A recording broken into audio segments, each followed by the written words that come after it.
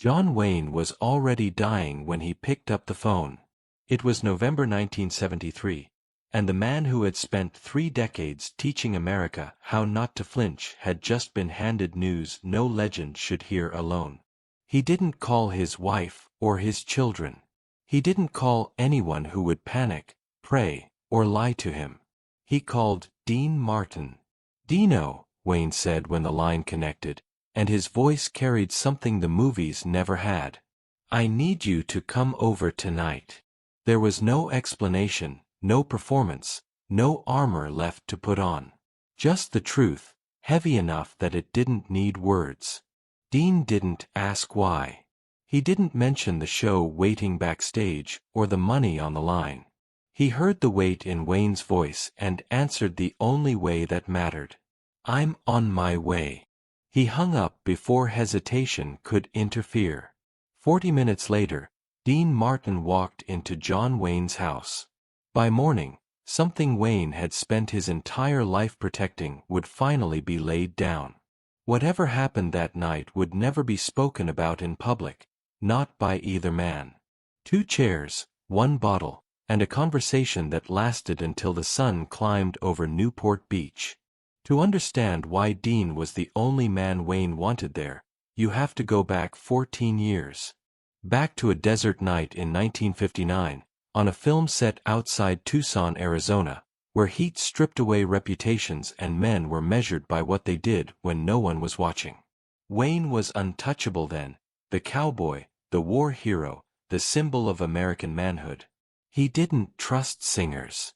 He saw them as polished men who lived under lights and disappeared when the work got hard. Dean Martin looked like proof he was right, a nightclub entertainer with a lazy smile and a reputation for never taking anything seriously. The crew warned him. "He's a clown," they said. Wayne didn't argue. He waited. He watched Dean for signs of weakness, for complaints about the dust, the heat, the early call times. He waited for him to ask for special treatment or remind everyone who he was. Dean never did. He showed up early, knew his lines, took the work as it came, and sat quietly between takes while the sun burned down on the set. He didn't perform when the cameras were off. He didn't explain himself. Wayne noticed, because noticing was how he survived in a town built on pretending. On the 7th night, after the crew had gone and the desert fell silent, Wayne picked up a bottle of tequila and walked to Dean's trailer. He didn't rehearse the moment or dress it up. He knocked once and waited. Dean opened the door, took in the sight of the biggest star in the world standing there without an audience, and smiled. "I drink anything that doesn't drink me first, Duke." Wayne laughed, not the sound he used for cameras, but the one he didn't practice. In that laugh, something shifted, and neither man yet understood how much it would matter.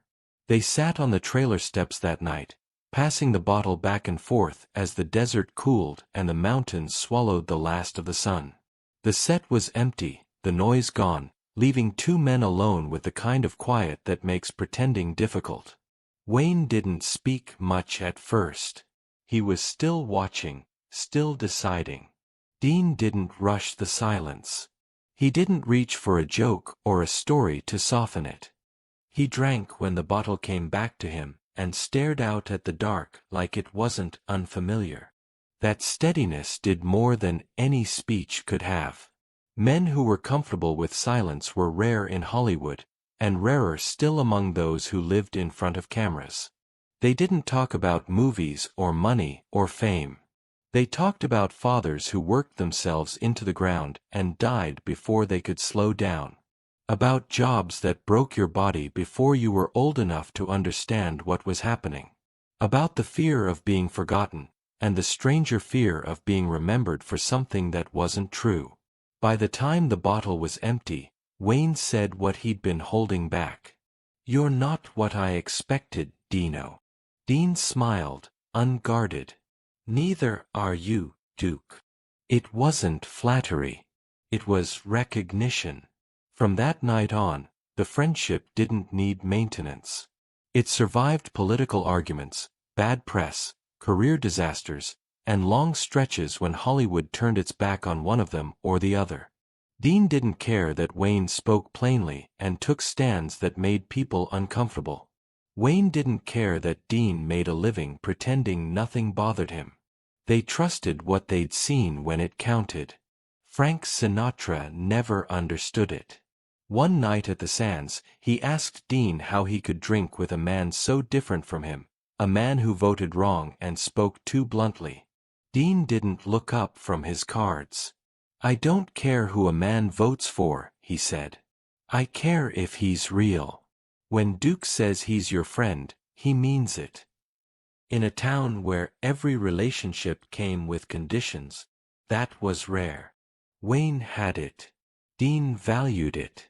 14 years passed faster than either man expected. Careers rose and fell.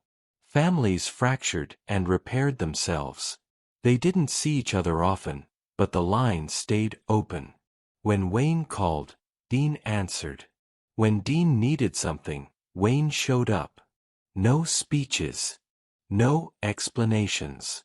That was why, in November 1973, when the phone rang backstage and the assistant's face went pale, Dean didn't ask questions. He picked up the phone, heard Wayne's voice, and knew exactly what kind of night this was going to be. "I need you to come to Newport," Wayne said. Dean was already reaching for his keys. Dean drove with the radio off, hands tight on the wheel, the desert unspooling ahead of him in long, empty miles. He didn't speculate about what Wayne would say. The worst truths don't announce themselves, they wait until someone shows up to hear them. By the time the ocean air replaced the dust, he knew this wasn't a visit you walked away from unchanged. The house was dark except for a single light burning in the study. Dean didn't ring the bell. The door was unlocked. Inside, the silence felt deliberate, as if the place itself was holding its breath. Wayne was waiting in a leather chair, a bottle of tequila on the table beside him. Dean noticed the label immediately. The same brand from Arizona. Wayne hadn't forgotten. "You came," Wayne said. "You didn't think I wouldn't," Dean replied. Wayne poured 2 glasses. His hand shook, just enough. Neither man mentioned it. "Everybody else," Wayne said, staring at the liquor, "they don't know how to act once they know. They start treating you like you're already gone." "You're not," Dean said. "No," Wayne answered. "But I'm headed there." They drank. The clock ticked steadily in the corner, unbothered by reputation or history. Wayne leaned back, the weight finally pressing through him. "I'm not scared of dying," he said. "I've been closer to death than most men get," and walked away. Dean waited. "I'm scared none of it meant what I thought it did," Wayne said. "I played a tough man so long, I don't know if anyone remembers the real one. I don't know if I do." Dean let the silence stretch. Then he leaned forward. "You want to know what I remember?" Wayne nodded. "I remember Arizona. I remember you breaking when no one was watching. I remember you calling me when everything was falling apart." Wayne's eyes went wet. He didn't wipe them. "That's the man I know," Dean said. "And I'm not forgetting him." The night moved on quietly. The bottle emptied. They talked about mistakes they never fixed and victories that never made headlines. They didn't circle death again. It was already in the room. When the first light pushed through the windows, Wayne stood slowly. "Thanks for coming, Dino," he said. "I needed this." Dean nodded. "I know." They stood there a moment longer than necessary. Then Dean pulled him into a hug, firm and unspoken. "See you on the trail, Duke," Dean said. Wayne swallowed. "See you on the trail, pal." Dean walked out into the morning. John Wayne didn't die that year. The Duke stayed on his feet longer than anyone expected, longer than the doctors predicted, longer than the odds allowed. He kept showing up on set before sunrise, lines memorized, boots on, doing the work the only way he knew how. To the world, nothing had changed.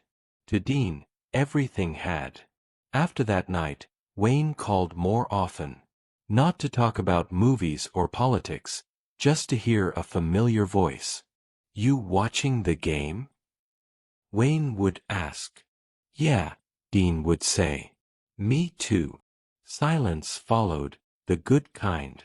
Then, "Talk soon. Talk soon." It was enough. Wayne made 4 more films. He won his only Academy Award. He hugged his children longer. He said, "I love you," more easily. Whatever had been spoken in that study had loosened something he'd carried his entire life. On June 11, 1979, the call finally came. Dean was in Las Vegas when an assistant knocked on his door with a face Dean recognized immediately. He didn't finish the show. He went back to his room alone and ordered a bottle of tequila, the same brand, the only brand. He raised his glass to the empty room. "See you on the trail, Duke," he said, and drank until the sun came up.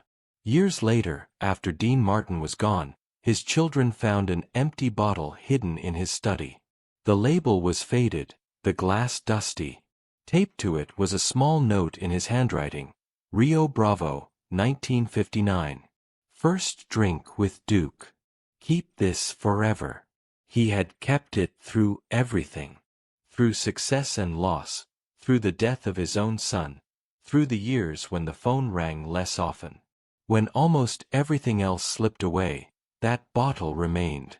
When John Wayne received the worst news of his life, he didn't call for help. He didn't call for comfort. He called the one man who would come without asking why. And his friend did. See you on the trail. If this story stayed with you, take a second to subscribe. These are the kinds of stories we tell here, about loyalty, legacy, and the moments that matter when no one's watching. And if someone came to mind while you were listening, let me know in the comments.